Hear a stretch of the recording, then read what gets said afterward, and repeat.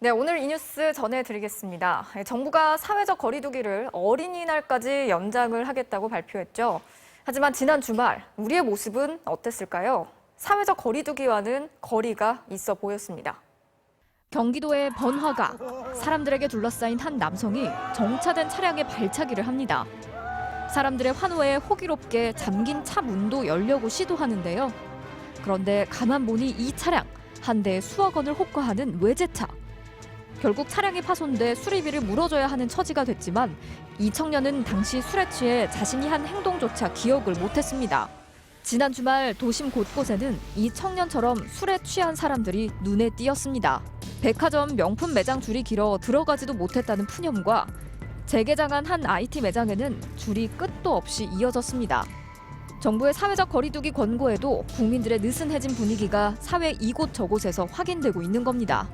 황금 연휴를 앞두고 제주행 비행기 가격은 10배 가깝게 폭등하고 있습니다. 연휴 예약자 수가 코로나 초기 단계였던 3월 초보다 한 2배 이상이 올랐습니다. 자가격리를 어긴 60대 남성에 대해 구속영장을 코로나19 격리 조치를 위반한 45명. 심지어 자가격리자들의 주거지 무단 이탈이 늘어나면서 구속되거나 추방된 사례도 등장했습니다. 그리고 사람들로 북적이는 강남의 카페와 한강. 한 외신은 우리의 이런 모습을 위험을 무릅쓰고 나온 토요일의 모험이라고 표현했습니다. 여러분은 어떤 생각이 드시나요?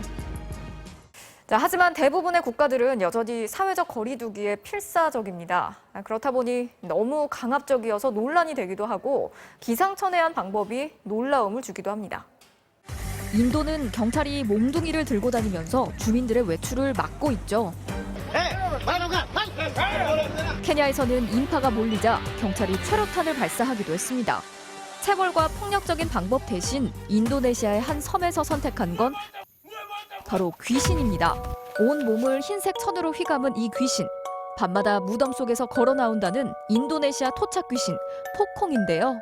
Karena kalau pocong itu kan memang kesannya menakutkan, menyeramkan. Jadi sekalinya ada itu 포콩 복작을 한 야간 순찰 때의 효과는 기대 이상.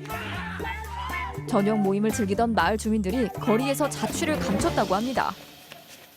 주민들의 외출을 막기 위해 멕시코에서는 배트맨이 등장했습니다. 신원을 알 수 없는 한 남자가 배트맨 복장을 하고 집으로 돌아가라는 경고 메시지를 보냈지만 역효과만 냈습니다. 배트맨을 구경하기 위해 집 밖으로 나온 주민이 적지 않았기 때문입니다. 오히려 사회적 거리두기를 방해만 한 셈이었죠. 반면 거리두기를 실천하면서도 의료 봉사자들을 위해 모금을 한 영국의 퇴역 군인은 진짜 영웅으로 떠올랐습니다. 곧 100세 생일을 앞둔 톰 무어 씨는 자신의 정원 100바퀴를 돌겠다면서 기부금 모금에 나섰는데요. 무어 씨의 사연이 알려지면서 당초 1000파운드, 우리 돈으로 150여만 원을 목표로 했던 모금액은 182억 원을 넘어섰습니다. Absolutely fantastic sum of money. We never imagined that sort of money.